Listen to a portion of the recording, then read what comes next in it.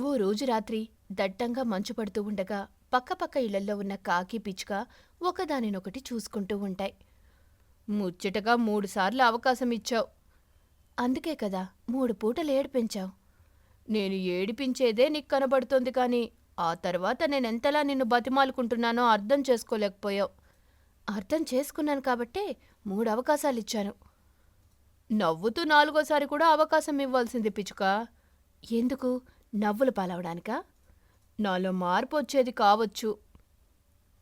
రాదని అర్థం చేసుకున్నాక 9 సార్లు అవకాశం ఇచ్చినా వ్యర్థమే కదా. నా నుంచి విడిపోయాక బాగా మాటలు నేర్చుకున్నావు పిచ్చుక. నువ్వింతలా మాట్లాడ్డానికి కారణం ఆ పావురమే కదా. ఎవరూ కారణం కాదు. నీ చేతుల్లో నాశనమైన నా జీవితం నాకు నేర్పించింది.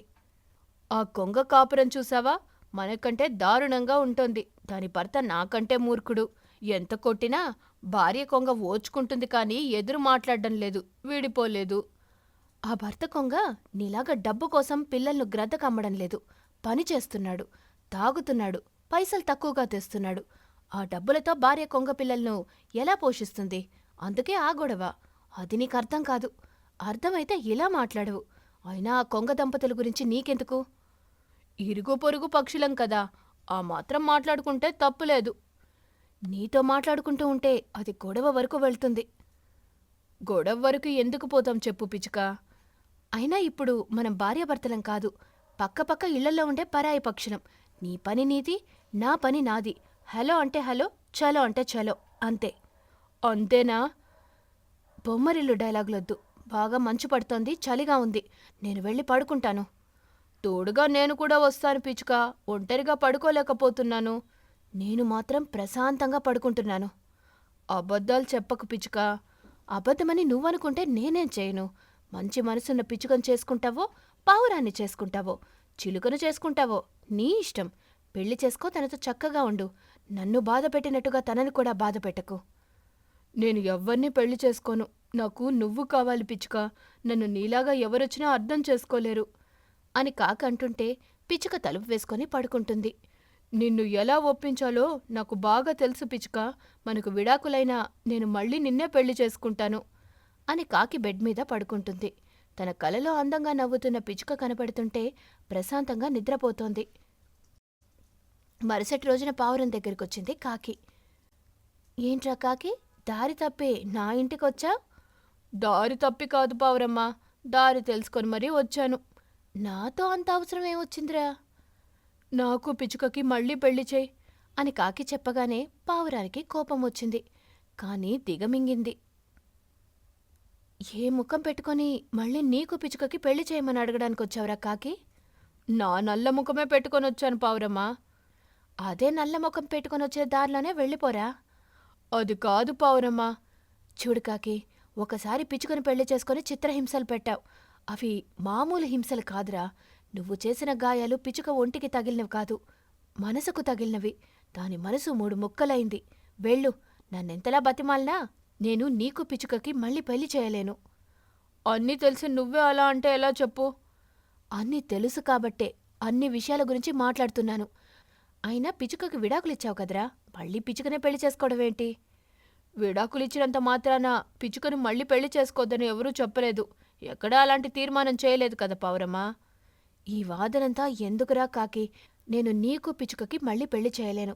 ఇక్కడ్నుంచి వెళ్ళిపో అని పావురం చెబుతుండగా చిలుక వచ్చింది. కాకిని చూసి, అరే మన కాకి, ఎరా కాకి, ఎలా ఉన్నావ్? బాగున్నాను చిలుక, నువ్వెలా ఉన్నావ్? నేను నీలా పెళ్లి చేసుకుని విడాకులివ్వలేదు కదా, బాగలేకపోవడానికి. పనిమంతుడైన మగ చిలుకను చూసి పెళ్లి చేసుకున్నాను. చక్కగా కాపురం చేసుకుంటున్నాను. నువ్వు చేసినట్టుగా నా భర్త చిలుక చేయడు. భార్యాభర్తల బంధం గురించి ఆ కాకిగాడికి తెలిసినా అర్థమైనా పిచ్చుకకి విడాకులిచ్చేవాడు కాదు. మళ్ళీ ఇప్పుడు పిచ్చుకనే పెళ్లి చేసుకుంటానని అడగడానికి వచ్చేవాడు కాదు. ఏమిటి? విడాకులిచ్చిన పిచ్చుకనే మళ్ళీ పెళ్లి చేసుకుంటావా? అవును చిలుక, అందులో తప్పేముంది? విడాకులివ్వకముందు పిచ్చుకను బాగా కొట్టి తిట్టి అనుమానించాను. విడాకులిచ్చిన తర్వాత బుద్ధొచ్చిందా? అవును చిలుక, పిచ్చుక లేకుండా నేను బతకలేనని అర్థమైంది. పిచ్చుక నాకొక భార్య ప్రేమనే పంచలేదు చిలుక, అమ్మ ప్రేమని పంచింది, నాన్న ప్రేమని పంచింది. అనుబంధాల విలువలను అర్థమయ్యేలా చేసింది అని కాకి చెబుతుంటే కాకి గొంతులోని మాటల్లోని నిజాయితీని చిలుక పావురం అర్థం చేసుకున్నాయి. నేనింటికి వెళ్ళగానే పిచ్చుక కనపడేది. మనసుకి ఎంతో హాయిగా ఉండేది. నా కోసం నా భార్య ఇంటి దగ్గర ఎదురు చూస్తుందనే ఫీలింగ్ ఉంటుంది చూడండి. అది మామూలుగా ఉండదు. ఏం చేసినా ఆ ఫీలింగ్ రాదు. కోపమొచ్చినా, ప్రేమొచ్చినా నేను చూపించేది నా పిచ్చుక మీదనే కదా చిలుక. నీ బాధని నేను అర్థం చేసుకుంటాను కాకి. కానీ దెబ్బతిన్న పిచ్చుక ఎలా అర్థం చేసుకుంటుంది చెప్పు? అందుకే కదా మీరర్థం చేసుకొని నా పిచ్చుకకు కూడా అర్థమయ్యేలా చెబుతారని ఇంతలా మిమ్మల్ని వేడుకుంటున్నాను అని కన్నీళ్లు పెట్టుకుంటున్న కాకికి తెలీదు పావురం ఇంట్లోనే పిచ్చుక ఉందని. కాకికి కనపడకుండా కాకి చెబుతున్న మాటలు వింటుందని. కాకి మాటలకు పిచ్చుక కూడా కన్నీళ్లు పెట్టుకుంటుందని. ఇప్పుడు నేను ఇంటికెళ్ళేసరికి ఇల్లంతా చీకటి, చెల్లాచెదురైన సామాన్లు, ప్రశాంతత లేదు. ఇంట్లో ఏదో దురదృష్టం తిష్టవేసి కూర్చున్నట్టుగా ఉంది. అప్పుడే నాకు అర్థమైంది నా భార్య పిచ్చుక విలువ ఏంటో. నాకు నా పిచ్చుక కావాలి. అందుకే మీరందరూ పెద్ద మనసు చేసుకొని నా పిచ్చుకతో మళ్ళీ పెళ్లి చేయండి. ఇక నుంచి పిచ్చుకను ప్రేమగా చూసుకుంటాను. మళ్ళీ పెళ్ళనేది పిచ్చుక చేతిలో ఉందిరా కాకి. పిచ్చుకతో మాట్లాడిన తర్వాత నిర్ణయం తీసుకుంటాం. ఇక వెళ్ళు. అప్పటి వరకు బుద్ధిగా పని చేసుకుంటూ ఇంటిని చక్కబెట్టుకుంటూ ఉండు అని చెప్పగానే కాకి అక్కడి నుంచి వెళ్ళిపోతుంది. కాని కాకికి తెలీదు కాకి పిచ్చుక ఇక మీదట ఎప్పుడు కలవని రెండు సమాంతర రేఖలని. అనగా అనగా ఒక అడవి ప్రాంతం. ఆ అడవిలో ఒక పచ్చని చెట్టు మీద పదిలమైన గూడు కట్టుకుని ఒక పేద కాకి కుటుంబం ఉండేది. ఆ కుటుంబ యజమాని మాధవ్. ప్రతిరోజూ కాకి మాధవ్ అదే అడవిలోని ఎండిన చెట్ల దగ్గరికి వెళ్ళి వాటిని కట్టెలుగా కొట్టుకొచ్చి ఆ అడవి పక్కనే ఉన్న గ్రామంలో ఆ కట్టెలను అమ్ముతూ ఉండేవాడు. అలా వచ్చిన డబ్బులతోనే మాధవ్ కాకి తన కుటుంబాన్ని పోషించేవాడు. అంత పేదరికలో ఉన్నప్పటికీ కూడా ఇతర పక్షులకు సాయపడేవాడు. ఆపద అని తన గూటి దగ్గరికి వచ్చిన ఏ పక్షినైనా తనకు తోచినంతలో సహకారం అందించేవాడు మాధవ్ కాకి. అది అతని భార్య షీలాకు నచ్చేది కాదు. దాంతో వాళ్లకు గొడవ మొదలయ్యేది. వంటగదిలో వంట చేస్తూ, పెరుగుతున్న కూతురు గురించి ఆలోచన లేదు కాని ప్రతి అడ్డమైన పక్షికి, దరిద్రమైన పిట్టకి మాత్రం సాయం చేస్తుంటాడు. చూడు షీలా, మనకు చేతనైన సహాయం చేస్తేనే మనకు ఏదైనా ఆపద వచ్చినప్పుడు ఇతర పక్షులు కాని పిట్టలు కాని సహాయం చేస్తాయి. అందుకనే సహాయం చేయడం దుబారా ఖర్చని బాధపడుకు. నా బాధ నీకు అర్థం కావడం లేదు. కూతురు కోకిల ఎదుగుతోంది. మంచి చెడు ఎన్నో ఉంటాయి. ఇప్పటి వరకు సంపాదించింది ఏమీ లేదు. దాని పేరున కూడబెట్టింది కూడా ఏమీ లేదు. సంబంధం కుదిరి దానికి పెళ్లి చేయాల్సి వస్తే ఎలా చేస్తావు? ఇదే నా బాధ. అంతా దేవుడు చూసుకుంటాడు. నారు పోసినవాడు నీరు పోయడా? చెప్పు షీలా. మీతో మాట్లాడడం ఇప్పుడు కాదు, రేపు చనిపోయే వరకు కూడా నా వల్ల కాదనిపిస్తోంది. ఇతరులకు సహాయం చేసేదేదో అమ్మాయి పేరు మీద దాచిపెడితే రేపు పెళ్లికి పనికి వస్తుంది కదా అని నీ ఆలోచన, ఆరాటం. అంతేనా? అంతేగా. సరేలే షీలా, ఇక మీదట అలాగే చేద్దాం. నేను ఇతరులకు ఏమాత్రం సహాయం చేయను. అదేదో కూతురు పేరు మీద దాచిపెడదాం అని చెప్పగానే షీలా కాకి సంతోషపడుతుంది. అదే మాధవ్ కాకికి కావాల్సింది కూడా. ఆ ఒక్క మాటతో తన భార్య నోటిని మూయించాడు. కూతురు పేరు మీద దాచిపెట్టడం, దాచిపెట్టకపోవడం అనేది పక్కన పెడితే ఇప్పుడు తన భార్య మాట్లాడకుండా నిదానంగా, నిమ్మళంగా పని చేసుకోవడం మాధవ్ కాకికి కావాల్సిందే. వంట చేస్తుంది. తల్లి ముగ్గురూ కలిసి తింటారు. కూతురు కోకిల కాలేజీకి వెళ్తుంది. షీలాకాకి కూలి పనులకు వెళ్తుంది. మాధవ్ కాకి కట్టెల కోసం వెళ్తాడు. అలా రోజులు గడుస్తూ ఉంటాయి. ఒక ఏడాది కరువు వచ్చి పంటలు సరిగ్గా పండలేదు. ఊళ్ళో జనాల దగ్గర డబ్బులు తక్కువ అవడంతో ఆ ప్రభావం మాధవ్ కాకి కట్టెల వ్యాపారం మీద పడింది. కట్టెలు కొనేవాళ్ల సంఖ్య బాగా తగ్గిపోయింది. దాంతో సంపాదన లేకుండా పోయింది. కూలీ పనులు సరిగ్గా లేక షీలా కాకికి కూడా పనులు సరిగ్గా లేకపోవడంతో మాధవ్ కాకి కుటుంబానికి పూట గడవడమే కష్టమైపోయింది. ఒకనాడు మాధవ్ కాకి కట్టెల కోసం అడవికి వెళ్తాడు. కట్టెలు కొడుతుండగా మధ్యలో దాహం వేసింది. దగ్గరలోని చెలముకుపోయి నీళ్లు తాగి, అమ్మా, ఎంత కష్టం వచ్చిందమ్మా నాకు అని నిట్టూర్చాడు. వెంటనే ఒక వనదేవత ప్రత్యక్షమైంది. ఏమి కావాలో కోరుకో నాయనా. మాధవ్ కాకి తన కష్టాలన్నింటినీ ఆ వనదేవతకు చెప్పుకున్నాడు. అప్పుడు వనదేవత మాధవ కాకికి 3 టెంకాయలిచ్చి, ఈ 3 టెంకాయలను కొడుతూ నువ్వు ఏమి కోరుకుంటే అది జరుగుతుంది నాయనా అని చెప్పి మాయమైపోయింది. మాధవకాకి సంతోషంగా ఇంటికి వెళ్లి టెంకాయలను కొడుతూ తనకు ఒక పెద్ద భవనము, దండిగా సంపద, తమ ప్రాంతం మొత్తానికి సకాల వర్షాలు కావాలని కోరుకున్నాడు. అతని కోరిక ప్రకారమే అన్నీ జరిగాయి. మాధవకాకి ఇంటి పక్కనే ఒక పిసినారి చిలుక మల్లేశం ఉండేవాడు. వ్యాపారంలో బాగా సంపాదించి డబ్బులు కూడబెట్టాడతను. అతనికి 2 పిచ్చుకలు ఉండేవి. అవంటే అతనికి ఎంతో ఇష్టం కూడాను. కట్టెలు కొట్టే మాధవకాకి ఒక్క రోజులో షావుకారి అయిపోవడం పిసినారి చిలుక మల్లేష్కు ఆశ్చర్యం కలిగించింది. మాధవకాకి దగ్గరికి వెళ్ళి, ఏంటి మాధవకాకి, ఏదో బలమైన అదృష్టం పట్టినట్టుంది, అదేదో నాకు చెప్పరాదు అని అడిగాడు. చిలుక మల్లేశమంటే గౌరవభావం ఉన్న మాధవకాకి ఏమీ దాచుకోకుండా జరిగినదంతా చెప్పేశాడు చిలుక మల్లేష్కు. మరుసటి రోజు పిసినారి చిలుక మల్లేష్ అడవికి బయలుదేరిపోయి నీటి చలమ దగ్గర కూర్చుని, అమ్మా, ఎంత కష్టం వచ్చిందమ్మా నాకు అని మొత్తుకున్నాడు. వెంటనే వనదేవత ప్రత్యక్షమైంది. మాధవ్ కాకికి ఇచ్చినట్లే 3 టెంకాయలను ఇచ్చి మాయమైపోయింది. చిలుక మల్లేష్ ఇంటికి వెళ్ళి మొదటి టెంకాయ కొట్టబోతున్నాడు. అంతలో భిక్షాటన చేస్తున్న ఒక గ్రద్ద వచ్చి ఇంటి బయట నిల్చొని, బాబూ, ధర్మం బాబూ అని అరిచాడు. శుభమ్మ అని టెంకాయ కొడుతుంటే వీడొకడు తగలబడ్డాడు అని కోపగించుకుంటూనే కొబ్బరికాయను కొడుతూ, నువ్వక్కడ వస్తే ఎలా సరిపోతుందా గ్రద్దా, మరో 1000 గ్రద్దల్ని వెంట పెట్టుకుని రాకపోయావు అని అన్నాడు వెటకారంగా. టెంకాయ మహత్యం మరుక్షణం చిలుక మల్లేష్ ఇల్లంతా భిక్షాటన చేసే గ్రద్దలతో నిండిపోయింది. ఇదేంటి ఇలా జరిగింది అని కంగారు పడ్డాడు చిలుక మల్లేష్.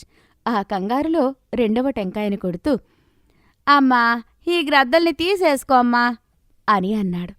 తక్షణం అక్కడున్న అన్ని గ్రద్దలు మాయమయ్యాయి. అది చూసి సంతోషపడుతుండగా చిలుక మల్లేష్ చేతిలో ఉన్న 3వ టెంకాయ చెయ్యి జారి కింద పడింది. నిరాశపడ్డాడు చిలుక మల్లేష్. 3 టెంకాయలు అయిపోయాయి. కాని వనదేవత వల్ల ఏ లాభమూ పొందలేకపోయాడు. పాపం చిలుక మల్లేష్. ఆ తర్వాత అతను ఎంత నిట్టూర్చినా వనదేవత మాత్రం ప్రత్యక్షం కాలేదు. దయలేని కాకి సవతి తల్లి. పెద్ద ఇంట్లో ఉంటున్న సవతి తల్లి కాకి హాల్లోకి వచ్చింది. హాల్లో గోడకున్న వాచ్లో టైం చూసింది. 8 గంటలు దాటింది. 8 దాటింది. సవతి కూతురు పిచ్చుక నాకు ఇంకా టీ ఇవ్వలేదు. ఇంతకీ ఇదెక్కడుంది? ఏం చేస్తుంది? దీనికి తిండి ఎక్కువై బాగా పొగరొస్తోంది. చెప్తాను దీని సంగతి అని అనుకుని కిచెన్ దగ్గరకు వచ్చి చూసింది. అక్కడ పిచ్చుక కనబడలేదు. ఇది కిచెన్లో లేదంటే ఇంటి బయటేమైనా పనిచేస్తుందా అని అనుకుంటూ కిచెన్ నుంచి బయటకు వచ్చి చూసింది. బయట కూడా సవతి కూతురు పిచ్చుక కనబడలేదు. సవతి తల్లి కాకికి ఎక్కడలేని కోపం వచ్చింది.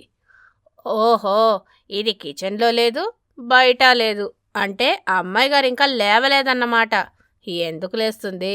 ఇంత పెద్ద ఇంటికి యువరాణి కదా, 8 కాదు కదా, 9 అయినా లేవదు అని అనుకుంటూ ఆవేశంగా పిచ్చుక గది దగ్గరికి వచ్చి చూసింది. పిచ్చుక బెడ్ మీద పడుకొని ఉంటుంది. ఇంటికి యజమానురాలు, నేను పొద్దున లేచాను. ఇది ఈ ఇంటి పని మనిషి ఇంతవరకు లేవకుండా మహారాణిలాగా ఇంకా పడుకునే ఉంది. ఎంత పొగరు దీనికి అని పడుకున్న పిచ్చుక దగ్గరకు వచ్చి బెడ్ మీద వాలింది. కాలితో గట్టిగా తన్నింది. దాంతో సవతి కూతురు పిచ్చుక కింద పడింది. బాధగా కాకి తల్లిని చూస్తూ, పిన్ని, నాకు ఒంట్లో బాగలేదు, జ్వరంగా ఉంది, నేను కాసేపు పడుకుంటాను. ఎప్పుడు చూడు ఏదో ఒక సాకు చెబుతూనే ఉంటావు.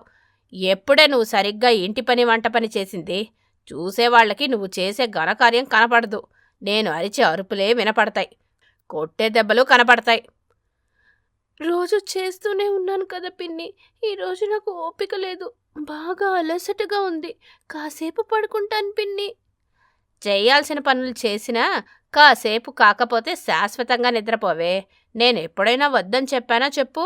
సవతి తల్లి కాకి అమాయకురాలైన ఆ పిచ్చుక కూతుర్ని నానా బాధలు పెడుతుందని నాకు చెడ్డ పేరు వస్తుంది. నీ మీద సానుభూతి కలుగుతోంది. నేను చెప్పేది నిజం పిన్ని, కావాలంటే చూడండి. నువ్వు నిజమే చెబుతావని నాకు తెలుసు. వెళ్ళి నాకు టీ తీసుకురా, తలనొప్పిగా ఉంది అని చెబుతుంటే పిచ్చుక ఏడుస్తుంది. దాంతో కాకి సవతి తల్లికి మరింత కోపం వస్తుంది. కింద పడిన పిచ్చుక దగ్గరకు వచ్చి లాగి పెట్టి ఒక్కటి కొట్టి, ఇప్పుడు అలసట మొత్తం పోతుంది, వెళ్ళి పనిచేయి. ప్రాణం బాగాలేదని అలాగే పడుకుంటే ఇంకా ఎక్కువ నీరసం వస్తుంది. ఒంట్లో ఓపిక తెచ్చుకొని వెళ్ళి ఏదో ఒకటి చేస్తుండు. పని మీద ధ్యాస మళ్ళితే ఒంట్లో ఉన్న ఏ నొప్పి తెలియదు. అది కాదు పిన్ని, ఒంట్లో ఏమాత్రం బాగుండటం లేదు. నిలబడలేకపోతున్నాను. కాళ్ళు చేతులు బాగా లాగుతున్నాయి అని పిచ్చుక కూతురు ఎంత చెప్పినా కాకి సవతి తల్లి వినిపించుకునే స్థితిలో లేదని అర్థమైంది. చేసేదేమీ లేక నరకం తప్పదు అంటూ ఓపిక తెచ్చుకుని వంటగదిలోకి వెళ్తుంది. సవతి తల్లి కాకి హాల్లోకి వస్తుంది. పిచ్చుక కూతురు వేడి వేడి టీ పెట్టుకుని తీసుకొచ్చి ఇస్తుంది. తడిబట్ట పెట్టి తినడానికి ఏమైనా టిఫిన్ చేయి. అలాగే పిన్ని, ఏం టిఫిన్ చేయమంటారు? ఏదో ఒకటి చేయి, తింటాను. ఎలా చేసినా తినక తప్పదు కదా అని చెప్పగానే పిచ్చుక కూతురి ఇంట్లో అన్ని పనులు చేస్తుంది. ఆకలి ఉండడంతో వంటగదిలోకి వెళ్ళి రాత్రి మిగిలిన అన్నం పెట్టుకుంటుండగా ఆ కాకి తల్లి వచ్చింది. కోపంగా అన్నం ప్లేటును విసిరేసి, ఏంటే పని చేయమంటే పానం బాగోలేదన్నావు? అన్నం తినడానికైతే హుషారొచ్చిందా? ఏంటి పిన్ని ఇది? ఒంట్లో బాగలేకపోయినా ఇంటి పని వంట పని అన్నీ చేశాను. నీరసంగా ఉంది, అన్నం తిందామంటే అన్నం పెట్టుకున్న ప్లేట్ని అలా పడేశావు. నేను తింటున్నది వేడి వేడి అన్నం కాదు కదా పిన్ని, రాత్రి మిగిలిన సద్దన్నం. ఏంటే చిన్న పెద్ద లేకుండా నోటికి ఎంత వస్తే అంత మాట్లాడుతున్నావు? నీకు నేనంటే భయం లేకుండా పోయిందే అంటూ గ్యాస్ పక్కనే ఉన్న గరిటెను మంటపై వేడి చేసి పిచ్చుక చేతిని కాలుస్తుంది. పిచ్చుక గట్టిగా అరవలేక ఏడుస్తూ ఉంటుంది.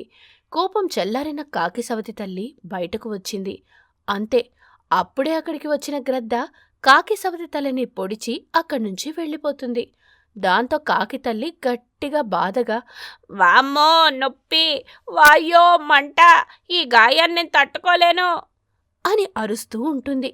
ఆ అరుపు విని పిచ్చుక కూతురు బయట ఉన్న కాకి తల్లి దగ్గరకు వచ్చింది. ఏమైంది పిన్ని, ఎందుకలా అరిచావు? గాయమే, పాడుగ్రద్ద వచ్చి పొడిచి పొడిచిపోయింది. ఈ నొప్పి నేను భరించలేను, ఏమైనా చెయ్యవే. నాతో రండి పిన్ని అని చెప్పి బాధపడుతున్న కాకి తల్లిని తీసుకొని వంటగదిలోకి వెళ్ళింది. పసుపు పెట్టి కట్టుకట్టింది. కన్నీళ్లు పెట్టుకుంది. కాసేపు ఓర్చుకో పిన్ని, మంట తగ్గుతుంది. ఆ తర్వాత గాయం కూడా నెమ్మది నెమ్మదిగా తగ్గుతుంది అని చెప్పగానే కాకి తల్లి ఏం మాట్లాడకుండా అక్కడ్నుంచి అతి కష్టం మీద తన రూంలోకి వెళ్తుంది. బెడ్ మీద పడుకుంటుంది. అలా రోజులు గడుస్తూ ఉంటాయి. పిచ్చుక కూతురు ఎంతో ఓపికతో సహనంతో కాకి తల్లికైన గాయాన్ని క్లీన్ చేస్తూ ఎప్పటికప్పుడు పసుపు పెట్టి కట్టుకడుతూ కన్న తల్లిలా చూసుకుంటూ ఉంటుంది. అది సవతి యొక్క రాధపౌరం ఇల్లు. ఆ ఇంట్లోని ఒక పంజరంలో అక్క తమ్ముళ్ళైన కావ్య పిచ్చుక, ఆకాష్ కాకి బంధించబడ్డాయి. బాధగా కన్నీళ్లు పెట్టుకుంటూ ఉండగా, అక్క, రాధక్క ఎందుకిలా చేస్తుంది? మనల్ని ఎందుకిలా బంధించి బాధ పెడుతుంది? ఏమో తమ్ముడు, నాకు మాత్రం ఏం తెలుసు. అసలు రాధక్క ప్రవర్తనలో ఈ మార్పు ఎందుకు వచ్చిందో అర్థం కావడం లేదు. బయటకు వెళ్ళి తెలుసుకుందామంటే వెళ్ళడానికి వీలు లేకుండా ఇలా పంజరంలో బంధించింది. ఎవరైనా మనల్ని కాపాడడానికి వస్తారా అని అనుకుంటే ఆ ఆశ కూడా లేకుండా పోయింది. మనం పారిపోవడం, ఎవరైనా వచ్చి కాపాడటం, ఈ రెండు పక్కన పెడితే అసలు రాధక్క మనల్ని ఇలా ఎందుకు హింస పెడుతుందో తెలుసుకోవాలి తమ్ముడు. ఇంకా నాకు అర్థం కాలేదు అక్క. రాధక్క మన సొంతక్క కాదు, సవితక్క. నేనెందుకు వెళ్ళని చూడాలని కోపంతో ఇలా హింసించడం మొదలుపెట్టింది. నువ్వు చెప్పేది నిజం కాదు తమ్ముడు. నాకు మాత్రం అనిపించింది అదే అక్క.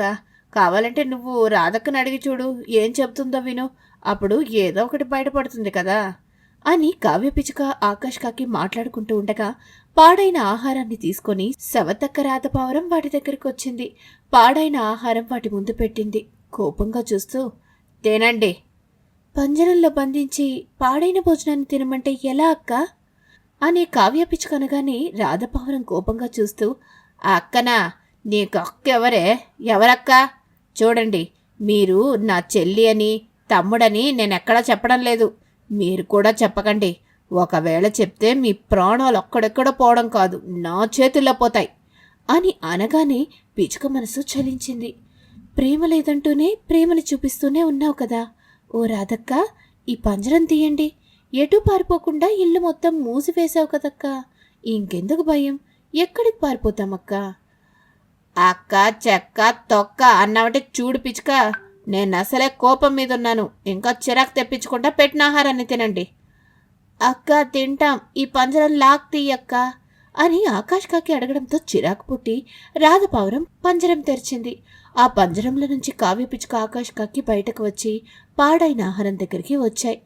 ఆహారం బాగా పాడవడంతో ఘోరంగా దారుణంగా వాసన వస్తోంది. అక్క, ఇంత దారుణంగా పాడైన వాసన వస్తోంది, ఎలా తినాలి? ముక్కు మూసుకొని తినండి. ముక్కు మూసుకొని తింటే చనిపోతాం కదక్కా. నాకు కావాల్సింది కూడా అదే తమ్ముడు అని రాధపావురం అనగానే కావ్య పిచ్చుక ఆకాష్ కాకి ఆశ్చర్యంగా రాధపావురాన్ని చూస్తారు. మేం చనిపోవడం కావాలా అక్క నీకు? అయ్యో అక్క, ఈ మాట ముందే చెప్పుంటే ఏదోలా మా ప్రాణాలను మేమే తీసుకునేవాళ్ళం కదా. అక్కడెక్కడ చనిపోవడానికి నేను ఒప్పుకోను కావ్య. నా కళ్ళ ముందే చనిపోవాలా? ఎలా చనిపోతారో చెప్పండి. అందుకేనక్క ఇలా పంజరంలో బంధించి పాడైన ఆహారం అని కావ్య పిచ్చుక మాట పూర్తి కాలేదు. మాట మధ్యలో రాధపావురం కల్పించుకొని, అవును కావ్య, మీరు అనారోగ్యం కారణంగా చనిపోవాలి. అప్పుడే నా మీద ఎవరికి అనుమానం రాదు. నన్నెవరూ ఏమీ చేయలేరు. అనారోగ్యంగా కారణంగా మేము చనిపోతే నీకొచ్చే ఆనందం ఏమిటో మాకేం అర్థం కావడం లేదక్క. సురేష్ని పెళ్లి చేసుకొని 100 ఏళ్ళు సంతోషంగా ఉండొచ్చు అని చెప్పగానే కావ్య పిచ్చుకకి ఆకాష్ కాకి విషయం మొత్తం పూర్తిగా అర్థమవుతుంది. ఇలా అనారోగ్యంతో చంపించే ఆలోచన ఆ సురేష్ గాడే ఇచ్చాడా? వాడే ఇచ్చుంటాడు. అయినా అక్క, ఆ సురేష్ గ్రద్ద అంత మంచిది కాదని చెప్తుంటే మళ్ళీ దానినే పెళ్లి చేసుకుంటానని అంటున్నావు. అందుకు మేము ఒప్పుకోం. అవునక్క, సురేష్ గ్రద్దతో నీ పెళ్లి జరగడానికి వీల్లేదు. అదొక పరమ మోసగత్తే. మాయమాటలు చెప్పి ఎన్నో పక్షులకు పెళ్లి ఆశ చూపించి వాళ్ళ జీవితాలను నాశనం చేసింది. ఇంతకుముందు చెప్పాం, ఇప్పుడు కూడా చెప్తున్నాం. మా మాట నమ్ము. ఆ సురేష్ గ్రద్దని నమ్మొద్దు. పెళ్లి చేసుకోవద్దక్క అని ఆకాష్ కాకి ఒకవైపు, కావ్య పిచ్చుక మరొక వైపు చెబుతుంటే రాధపావురానికి మరింతగా కోపం వచ్చింది. నాకు తెలుసు, నన్ను సురేష్ గ్రద్దని విడదీయాలని మీరిద్దరూ కంకణం కట్టుకున్నారని. కానీ నేనంత తేలిగ్గా మీ మాటలు నమ్మను. మిమ్మల్ని ఇలా కాదు, డోస్ పెంచుతానుండండి అని చెప్పి ఇంట్లో ఒక మూల కనపడుతున్న మిక్సీ పట్టుకొచ్చింది. కావ్య పిచ్చుకను ఆకాష్ కాకిని పట్టుకుని మిక్సీలో వేసింది. మిక్సీ ఆన్ చేసింది. అంతే, ఆకాష్ కాకి కావ్య పిచ్చుక మిక్సీలో తిరుగుతూ ఉంటాయి.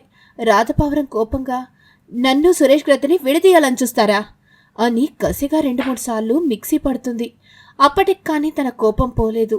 రాధపావురం మిక్సీ పట్టడం అయ్యాక కావ్య పిచ్చుకను ఆకాష్ కాకిని మిక్సీలో నుంచి తీసి నేల మీద వేసింది. మిక్సీ పట్టడంతో ఆ రెండు చాలా భయపడ్డాయి. అయినా బాధగా నెమ్మదిగా, అక్క, నువ్విలా మిక్సీ పట్టినందుకు మాకు బాధ లేదు. సరే అక్క, నువ్వు వెళ్ళి సురేష్ గ్రద్ద బావని తీసుకురా. నేను తమ్ముడు దగ్గరుండి నీ పెళ్లి చేస్తాం. ఇల్లు ఆస్తి మొత్తం నీ పేరు మీదే ఉన్నాయి కాబట్టి అవన్నీ నీకే, మాకొద్దు. అవునక్క, వెలకట్టలేని ఆస్తి నువ్వు మాకుండగా ఈ ఆస్తి ఇల్లు మాకెందుకు? నువ్వు కావాలి, నీ ప్రేమ కావాలి. అంతే అక్క, అంతే. వెళ్ళక్క, వెళ్ళు. వెళ్ళి గ్రద్దబావగానే తీసుకురా అని చెప్పగానే రాధపావురం అక్కడి నుంచి వెళ్ళిపోతుంది. కావ్య పిచ్చుక ఆకాష్ కాకి మాట్లాడుకుంటూ ఉంటాయి. రాధపావురం సురేష్ గ్రద్ద ఇంటికి వెళ్ళింది.